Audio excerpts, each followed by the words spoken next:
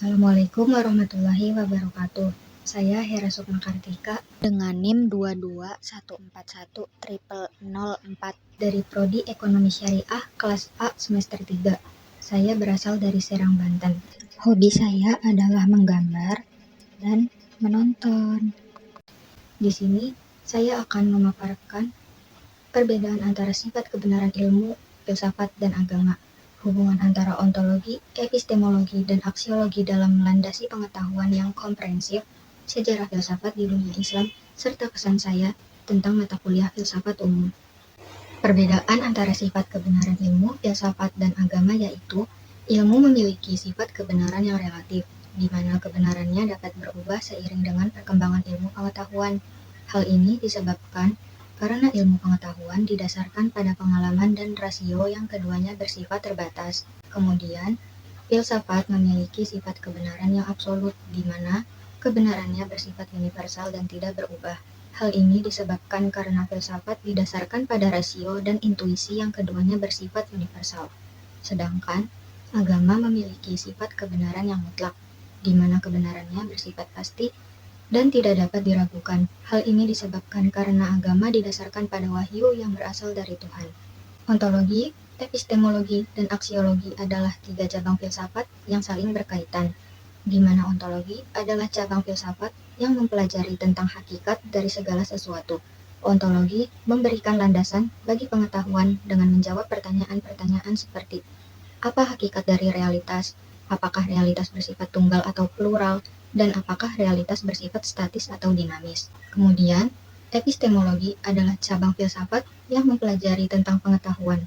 Epistemologi memberikan landasan bagi pengetahuan dengan menjawab pertanyaan-pertanyaan seperti apa hakikat dari pengetahuan, bagaimana cara memperoleh pengetahuan, dan apakah pengetahuan bersifat subjektif atau objektif. Sedangkan, aksiologi adalah cabang filsafat yang mempelajari tentang nilai, di mana aksiologi memberikan landasan bagi pengetahuan dengan menjawab pertanyaan-pertanyaan seperti apa hakikat dari nilai, bagaimana cara menilai sesuatu, serta apakah nilai bersifat universal atau relatif. Pengetahuan yang komprehensif adalah pengetahuan yang mencakup ketiga aspek tersebut. Dengan pemahaman yang mendalam tentang ketiga aspek ini, kita dapat memperoleh pengetahuan yang lebih menyeluruh dan bermakna.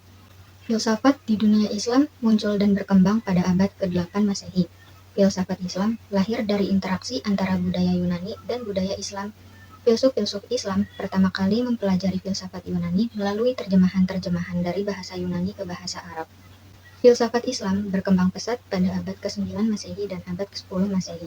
Pada masa ini, muncul banyak filsuf Islam yang terkemuka, seperti Al-Kindi, Al-Farabi, Ibnu Sina, dan Al-Ghazali.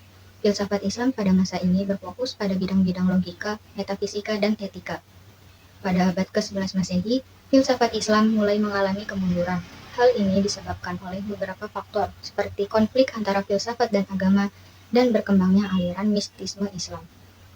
Kemudian, kesan saya tentang mata kuliah filsafat umum ini yaitu yang pertama, menjadikan lebih kritis dalam berpikir. Filsafat mengajarkan kita untuk tidak menerima sesuatu begitu saja, melainkan untuk selalu berpikir kritis dan mencari bukti yang mendukungnya. Hal ini membuat kita menjadi lebih berhati-hati dalam membuat keputusan dan mengambil tindakan. Yang kedua, menjadikan kita lebih sistematis dalam berpikir, di mana filsafat mengajarkan kita untuk berpikir secara sistematis dan logis. Hal ini membuat kita menjadi lebih terarah dalam memecahkan masalah dan mencapai tujuan. Yang ketiga, menjadi lebih terbuka terhadap berbagai perspektif, di mana filsafat mengajarkan kita untuk memahami berbagai perspektif tentang berbagai hal. Ini membuat kita menjadi lebih toleran dan menghargai adanya perbedaan. Mata kuliah filsafat umum adalah mata kuliah yang sangat penting untuk dipelajari dan sangat bermanfaat bagi kehidupan kita. Saya sangat senang mempelajari mata kuliah filsafat umum ini. Saya berharap mata kuliah filsafat umum dapat terus diajarkan di perguruan tinggi.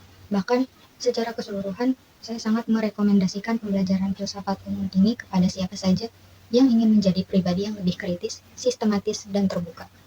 Cukup sekian yang dapat saya sampaikan, kekurangannya mohon dimaafkan. Wassalamualaikum warahmatullahi wabarakatuh.